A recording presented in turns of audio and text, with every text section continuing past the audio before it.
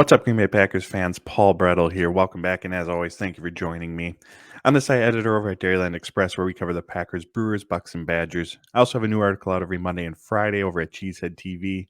And as it says at the bottom of the screen here, you can follow me on Twitter at Paul_Brettel. Man, here we are. It's over just like that. The offseason is unfortunately here for the Green Bay Packers. And while I am going to discuss a topic from Saturday's game, it's not going to be around the defense. We all know they played extremely well.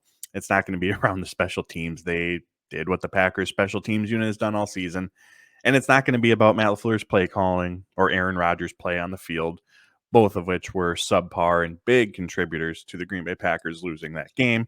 I'm sure you've all read, watched, have your own thoughts on each of those key elements to Saturday's game.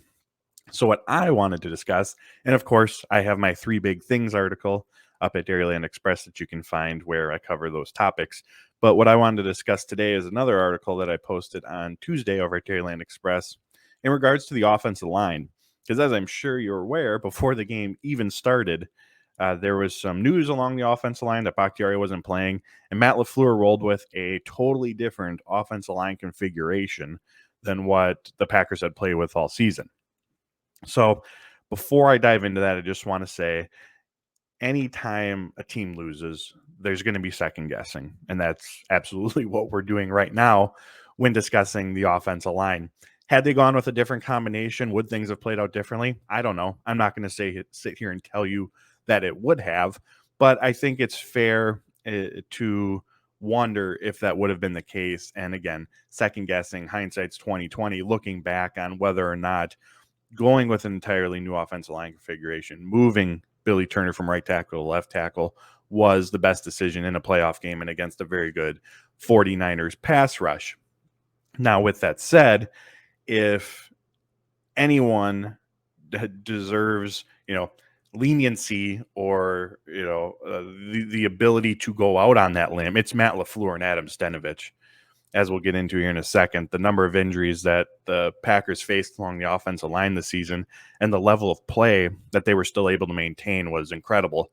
Just about every other team in the NFL, if they went through these injuries that Green Bay did, their offensive line play would have been in shambles. But that wasn't the case for the Packers. So again, if someone's afforded that leniency and that ability to maybe go out on that limb, be a little bit more aggressive, think outside the box, it's absolutely LaFleur and Stenavich. But let's get into the topic of the article. So rewind a bit. As we all know, David Bakhtiari, he played only 27 snaps this season, came in a meaningless Week 18 game against Detroit. On top of that, Green Bay was out without Josh Myers and Billy Turner for extended time. Elton Jenkins tore his ACL and would miss about the second third of the season, or the final third of the season, I should say. And then even Lucas Patrick, he missed, I believe it was the second game of the season with a concussion. So again, we know that the Green Bay Packers had a number of injuries along the offensive line, and the result was that they trotted out during the regular season 6 different offensive line combinations. Now, despite all those injuries, despite the movement, guys shifting around, they held up pretty well. The run game certainly wasn't as effective as it was a year ago. I actually posted this on Twitter. In 2020, the Green Bay Packers averaged 4.8 yards per rush. This year, it was 4.2. According to Sharp Football, their explosive run rate went from 11% to 8%. An explosive run, by Sharp Football's definition, is a run of 10 yards or more. And they went from having 53 total explosive runs in 2020 to just 36 this season. So when we look at as a whole, and as I always say, there's more than one reason for why these things go wrong or why a team doesn't perform as well. The 2020 Packers offense was on fire, as we all know, led the league in points per game, first in DVOA. This season, not so much. They just could never quite click. And certainly one of those contributors is that the run game just wasn't nearly as effective. It was, as I wrote in the article, it was effective enough, but it wasn't what it was a season ago. However, despite that being the case, ESPN, their run blocking win rate metric, was a big fan of the Packers, had their offensive line unit ranked 4th overall in pass protection. That's where this group really shined, and they needed to be accounted for. I know I've talked about that on here. This group had to be accounted for in the game plan. Last year's offensive line, not so much, but Aaron Rodgers really had to rely on the quick passing game, knowing that he wasn't going to have the time in the pocket with this group that he may have had a year ago. And honestly, that was a good thing when he was playing on time, in rhythm, getting the ball out quickly. That was actually a really good thing for this offense. So they did have to be accounted for in the game plan. Obviously, having an MVP quarterback in Aaron Rodgers helps an absolute ton when you're dealing with an offensive line that isn't as stout as it once was. But again, they fared very well in pass protection. They actually finished fifth in ESPN's pass blocking win rate metric in that regard. So again, offensive line did a fantastic job. And for the playoffs here, they're getting healthy. Josh Myers started week 18, started in the playoffs. Billy Turner, who had been out a month or around that time, he was back for the playoffs as well. And we thought David Bakhtiari was going to play after taking 27 snaps against Detroit, but he only practiced 3 times between that Detroit game over the 2 weeks before they played San Francisco. And he was listed as questionable, went through his pregame warm-up, but it just wasn't feeling right. So I even tweeted out when the inactives came out for the game and David Bakhtiari was on that list. I was like, oh, Yosh Nijman's going to take over at left tackle. He played 590 snaps for the Green Bay Packers there this season. Took his lumps, needed some help with the quick passing game, tight end chips, all of that. But, man, all things considered, Yosh held up well. So naturally, and I'm sure many of you agreed with me, that's what we thought the offensive line configuration was going to be, with Runyon, Myers, Patrick moving over to guard, and then Billy Turner taking over at right tackle. But instead, it was Billy Turner going to left tackle, Dennis Kelly staying at right tackle. Now, this is just guesswork on my part, but in trying to, in that moment, trying to put yourself in the shoes of Matt LaFleur, Adam Stenavich, and why you would make that decision, what I came up with was, one, Dennis Kelly had been playing really, really well at right tackle during Billy Turner's absence. And I know LaFleur after the game talked about how comfortable Rodgers felt with him there. So that's one element of it. The second is, I'm guessing, just Turner's overall experience. Again, it's the playoffs. You're going up against a very good pass rush, and I'm just guessing that LaFleur and company felt more comfortable with Turner's experience, even though he's been a right tackle here in Green Bay. His overall experience compared to Yosh Nijman's. So that's just my thought. And also, we know this, Matt LaFleur talks about all the time, putting the best 5 offensive linemen on the field. And on paper, I think he did that. I think on paper, those are your best 5 offensive linemen. But as we all know, you got to play the game, and what's on paper does not matter. So unfortunately, as we know, the offensive line had perhaps one of their worst performances of the season, and it came at probably about the worst time to have that. On the ground, the Green Bay Packers had averaged just 3.4 yards per rush, and Pro Football Focus credited the 49ers with 18 pressures. For some context, Aaron Rodgers had 34 dropbacks. So that was over 50% of his dropbacks, he was facing some sort of pressure. And not all of that is on the offensive line. As I discussed in my 3 Big Things article, that quick passing game that the Green Bay Packers relied on and were so effective with, it went out the window for whatever reason. So not all of those pressures are certainly on the offensive line, but there were a number of plays where Rodgers had to make a throw with defenders in his face. And with all of this, we're sitting here talking about the offensive line play struggling.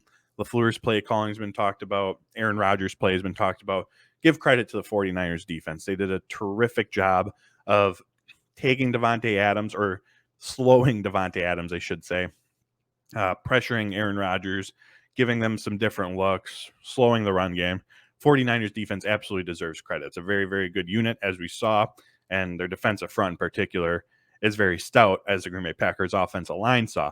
So individually, Billy Turner, he was credited with only 2 pressures, although I have to admit, watching the game, and even upon the rewatch, I would have guessed that it was more than that. It was a position change for him. He was coming off an injury, hadn't played in live action in some time. And again, he's up against Nick Bosa, which isn't an easy test. Dennis Kelly, however, as I mentioned, he'd been playing very, very well. And that's why they kept him at right tackle. It was a rough game for him, to say the least. He gave up 5 of those 18 pressures and was also faced with a penalty, or called for a penalty as well.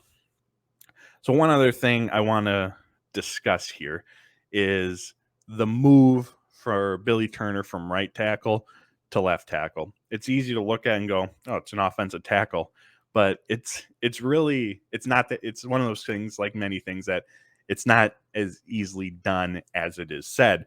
And there's actually this terrific quote that I'm going to read you from Billy Turner. This was in 2020, and it was in an article from Mike Spofford, Packers.com. I'll put the link to that article below here for you to check out. But Turner was asked about moving from the right side of the offensive line to the left side of the offensive line and what that's like for a player. And as you'll see here, it's far from easy. So Turner says, this is something that I heard Packers legend Josh Sitton say a few years ago in Miami, and it's like wiping your butt with the opposite hand. And if you've ever tried that, I'm sure you know, Turner said. So being able to, in the middle of a game, go from one side to the other, it's not necessarily the physical part. You know you're capable of physically doing those actions, those techniques that you've practiced for so long. It's really the mental aspect to tell yourself, okay, instead of pushing with this leg, I have to push with the opposite. Instead of throwing this hand first, I have to use this hand. It's the weight distribution and the mentality when you're in sync during a game. You kind of get in a zone and you just get in this mood of doing everything in the right way. And it's just kind of flow. It's hard to explain. So it is hard to explain, but I thought he did a terrific job, especially with that analogy, putting it into perspective on what it's like for a player. And again, there's second guessing involved, but we know Billy Turner, he's been the right tackle. He, during the regular season, maybe he did. We're not at practice. I don't know, but I'm guessing he either didn't or there were very, very few reps for him at left tackle.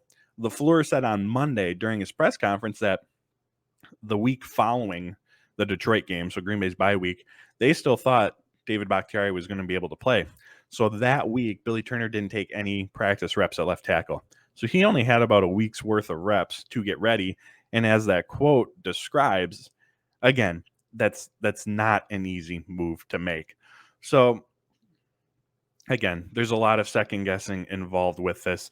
And I want to reiterate what I said at the beginning. LaFleur and Stenavich have certainly earned our flexibility, leniency, whatever word to use in making this decision. But man, it was a bold move, to say the least. Trotting out your seventh offensive line configuration of the season, one that has never played together this season, never taken snaps together, that same starting five, in a playoff game where everything's ratcheted up, where mistakes are magnified, and against a very, very stout 49ers pass rush. And unfortunately, it's one of those moves that didn't work out. Now, again, as is the case with everything in football, this is not the one reason why the Green Bay Packers lost. As we discussed at the top, as I'm sure you've read, watched the last few days, there's a number of factors. Rodgers' play, the play calling, offensive line wasn't nearly stout, run game struggled to get going, special teams was, of course, a huge disaster. So this is just one aspect of the game, but it's an aspect that we can look back on and wonder, was that the right decision? And ultimately, we don't know. You know, the game would have to be played out with Yash at left tackle, Billy Turner at right tackle, or Dennis Kelly if the Green Bay Packers wanted to stick with them, to truly know how that, or to truly compare the two offensive lines and how the games would play out in that matter. But again, it comes with the territory for the head coach in these situations and these losses to look back, and that's one of those things where before the game even started, perhaps they put themselves at a bigger disadvantage than what they would have had they gone with a unit, an offensive line unit that had played together, and one that had actually had success against the 49ers. Week 3, that was Josh Nijman's first start. And again, the chips, the quick passing game, Green Bay Packers offense, they were certainly able to function in that game. So those are my thoughts on the offensive line and just, you know, how, or the reasoning, my thoughts on why LaFleur made that decision. Ultimately, you know, what some of the issues were. But again, I appreciate you tuning in. You can find the article version of this in the link below, as well as the article to the link to Mike Spofford's article, where he discussed, or where Billy Turner discussed making that move from the right side to the left side during a game. So as always, I appreciate you guys tuning in. Thank you for joining me. You can follow my work at Dairyland Express, Cheesehead TV. You can find me on Twitter at Paul_Brettel. And until next time, friends, take care, stay safe, and go Pack Go.